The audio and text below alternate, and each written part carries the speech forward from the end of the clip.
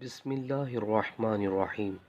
اللہ رب العزت کون سے مال کا صدقہ قبول نہیں فرماتے؟ رسول اللہ صلی اللہ علیہ وسلم نے ارشاد فرمایا، حضرت اسامہ بن عمیر حضلی رضی اللہ تعالی عنہ فرماتے ہیں کہ رسول اللہ صلی اللہ علیہ وسلم نے ارشاد فرمایا، اللہ تعالی بغیر طہارت کے کوئی نماز بھی قبول نہیں فرماتے، اور چوری خیانت کے مال سے صدقہ بھی قبول نہیں فرماتے۔ ابن ماجہ کا حدیث۔